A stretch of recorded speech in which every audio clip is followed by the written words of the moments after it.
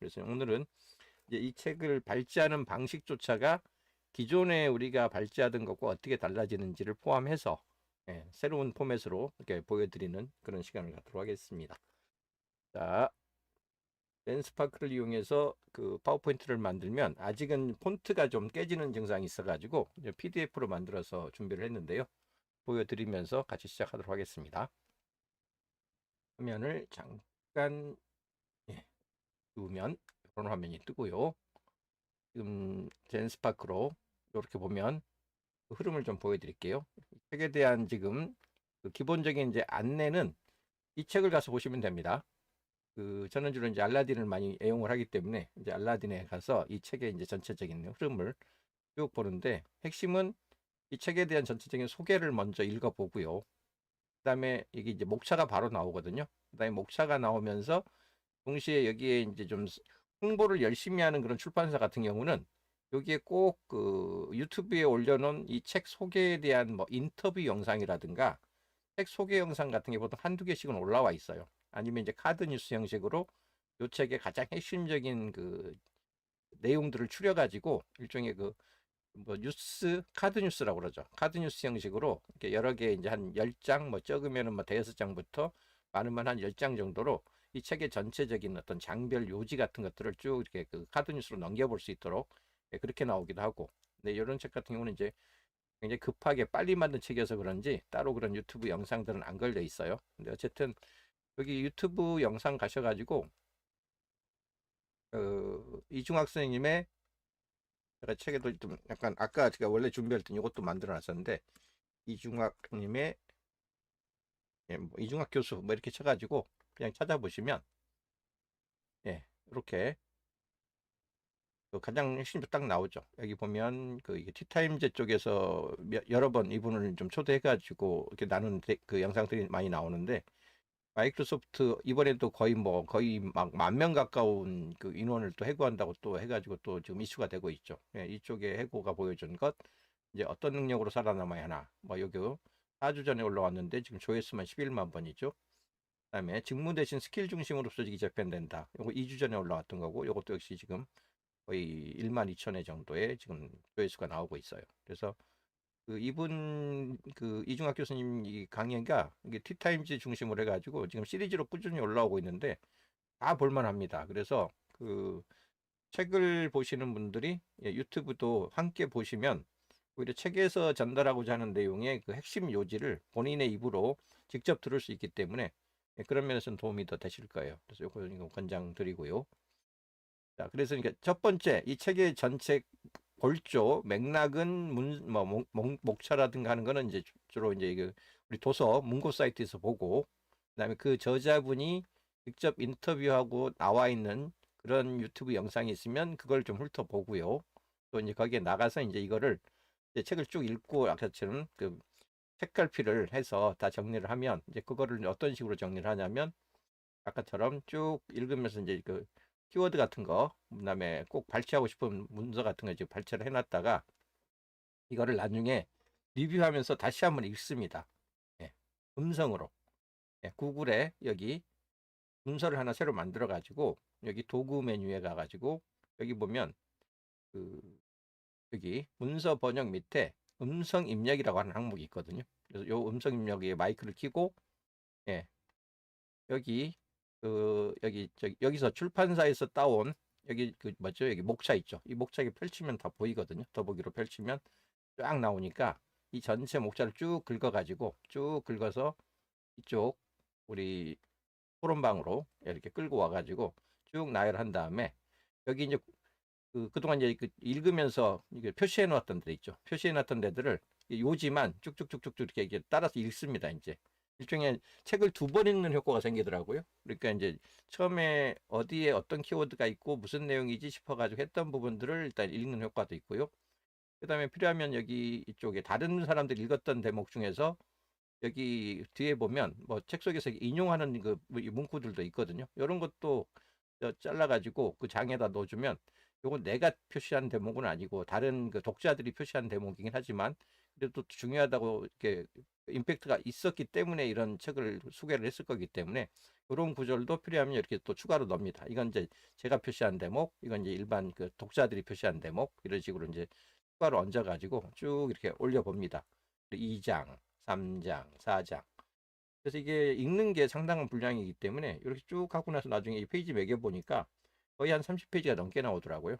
근데 전체 책의 페이지가 200, 한 지금 한 20, 30? 예, 그 정도 페이지가 233페이지 끝나기 때문에 그렇게 따지면 뭐 40페이지는 안 되니까 48, 32, 아니 47, 28, 예, 아니면 뭐 4, 64, 24, 뭐 그 정도 잡으면 한 전체 책 분량의 한 6분의 1, 한 7분의 1, 아마 그 정도 분량의 이런 그 이제 요약본이, 예, 내가 발췌본이죠, 쉽게 얘기하면 어느 대목이 좀 중요하다고 생각했던 부분들의 발췌본이 나오고, 이제 이걸 가지고, 예, 여기 노트북 LM에서 정리를 합니다. 이걸 넘겨가지고 노트북 LM에 넘긴 다음에 이 내용을 어느 정도 핵심이 뭐가, 그 다음에 어떤 여기에 질문이 뭐가 나올 것 같다, 이런 부분들을 노트북 LM에서 쭉 정리를 하면, 뭐 패큐를 정리해 주기도 하고 브리프 문서를 만들어 주기도 하고 학습 가이드를 만들 수도 있고 하기 때문에 이걸 쭉 정리를 한 다음에 이제 요거 가지고 어느 정도 페이지로 초본 요약 부분을 만들어 줘, 뭐 이런 식으로 한 다음에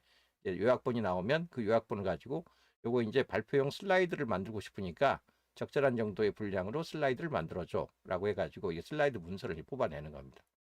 대충 보면 이제 이 책의 분량에 따라서 어느 정도 슬라이드로 바꿨을 때 핵심 요지가 몇 페이지 정도가 걸리겠다라는 느낌이 와요. 그러면 요거 이제 서문하고 마지막 후기 같은 경우는 그냥 한 페이지 정도로 줄이고 나머지 6개의 장이 있는데 6개의 장을 각각 3페이지 정도 분량으로 만들어줘 라고 하면 이제 18페이지에다가 뭐 앞뒤 표지 이렇게 하면 이제 20페이지, 21페이지 이제 이 정도의 내용이 나오게 되죠.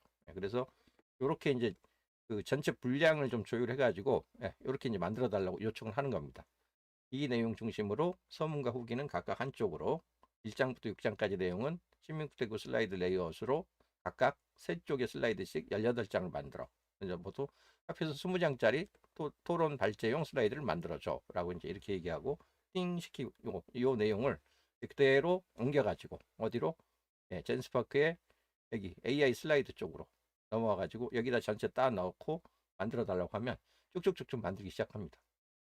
만드는 시간은 보통 한 내용이 많을 때는 한 1분 남짓, 적을 때는 한 30초만 해도 나오거든요. 그래서 이거 전체 나온 거를 이제 이렇게 그 플레이, 슬라이드 플레이, 여기 플레이 슬라이드 기능이 있거든요. 이걸 이제 보여주면서 함께 나누면 이런 그 일종의 그 과정을 통해서 그 이 책 한 권, 거의 뭐 200페이지가 넘는 책 한 권이 깔끔하게 내가 발제하고 싶은 발제 그 이게 슬라이드 형태로 이렇게 구축이 되는 거를 요새 많이 이제 실감을 하거든요. 이 과정이 예전 같았으면 거의 막 하루 종일 이상 걸리는 작업이거든요. 이 작업을 다 하려면 뭐 책 읽는 데만 벌써 한 아무리 빨리 집중해서 읽어도 뭐 4-5시간 그 집중해서 정독을 하려면 키워드까지 다 뽑아내면서 읽으려면 한 4-5시간 이상의 그 시간을 소요를 하고요. 그걸 정리하는 시간이 옛날 같으면 거의 더블로 걸리거든요. 읽는 시간에 따따블로 원래 이게 정리하는 시간이 걸리는데 그 시간이 이제는 많이 줄어가지고 읽는 시간하고 이제 정리하는 시간이 거의 같아지는 것 같아요. 옛날 같으면 따따블로 걸렸을 시간이. 그만큼이 줄어드는 거죠. 이제 업무의 생산성이 그만큼 높아지는 거고, 우리의 작업도 사실 좋아지는 거죠.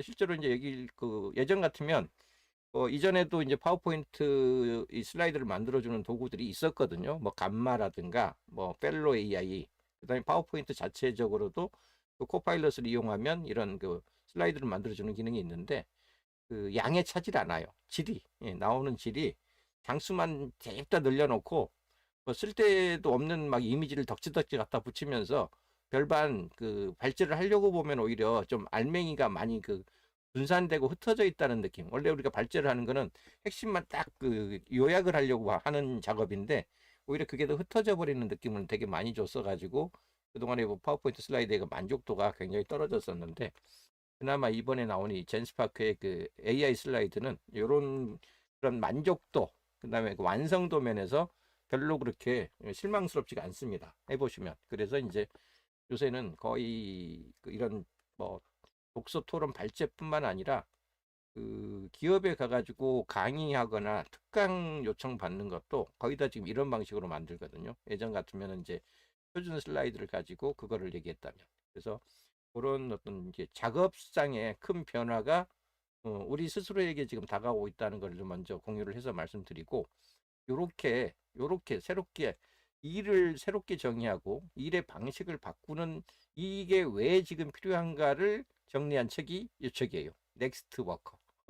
그래서 글자 그대로, 예, 다가오는 일꾼들, 예, 쉽게 해서 여기서 말하는 넥스트 워커, 여기 이렇게 책을 보면 AI라는 요 아이콘이 굉장히 크게 꽝 박혀 가지고 넥스트 워커 이꼬르 AI라고 생각을 자칫 하실 수 있는데, 내용을 전체를 읽어보시면 넥스트 워커는 여전히 사람을 뜻하는 겁니다. AI를 뜻하는 게 아니에요. AI가 사람을 대체한다는 개념이 아니고